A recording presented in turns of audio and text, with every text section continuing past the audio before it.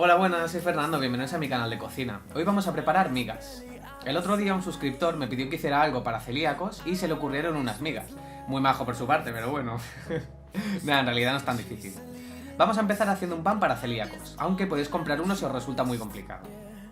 Mezclamos 330 ml de agua templada con 7 gramos de levadura liofilizada o 14 gramos de levadura fresca y disolvemos. Si tenéis alguna duda sobre levadura podéis revisar este vídeo. Después mezclamos con 410 gramos de preparado de pan para celíacos y amasamos hasta integrar. Esto puede cambiar dependiendo de la marca. Normalmente se utilizan estos preparados porque el pan para celíacos no está hecho solo de harina sin gluten. Para que quede más esponjoso se le añaden almidones de legumbres o granos y sería más complicado, así que yo os recomiendo utilizarlo. Dejamos fermentar la masa en un lugar cálido a menos de 40 grados durante 2 horas. La masa no va a doblar el tamaño, esto es normal ya que la falta de gluten hace que el gas escape más fácilmente. Después de la fermentación, dividimos en 2 piezas, colocamos en una bandeja de horno y dejamos fermentar una segunda vez cubriendo con un trapo húmedo. Finalmente horneamos 50 minutos a 200 grados y listo.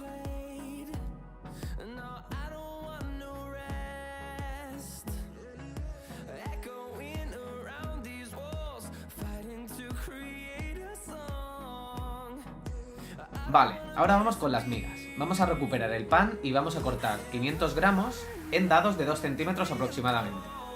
Normalmente se utiliza pan seco, ya que este es un plato de aprovechamiento. En este caso, como el pan para celíacos es poco esponjoso, pues nos viene genial. Lo cortamos y listo.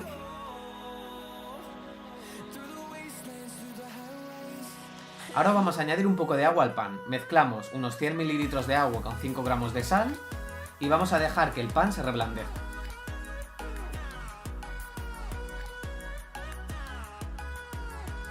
Mientras tanto vamos a cortar 200 gramos de panceta de cerdo a dados y lo vamos a cocinar a fuego medio con 100 ml de aceite hasta que ésta esté muy dorada y crujiente.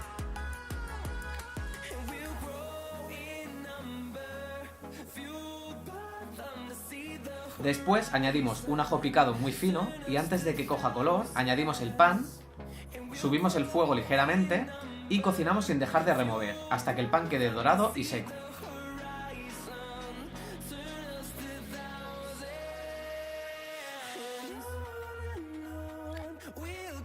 Este plato se cocina con un poco más de aceite de lo normal, así que si no hemos echado suficiente, ahora es el momento. También vamos a preparar como guarnición unos tacos de chorizo y una crema de pimiento rojo y verde. Simplemente vamos a cortar y saltear los ingredientes y en el caso de las cremas triturarlo.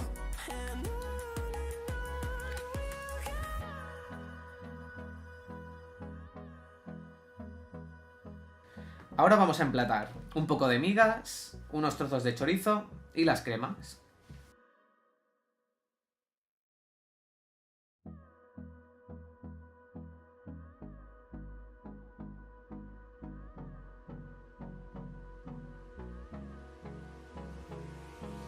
La verdad es que es un plato un poco laborioso, pero está tan rico que de vez en cuando, pues sí, ¿no?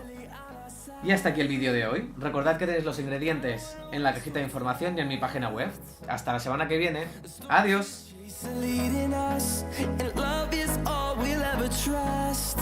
Yeah, no, I don't wanna waste what's left.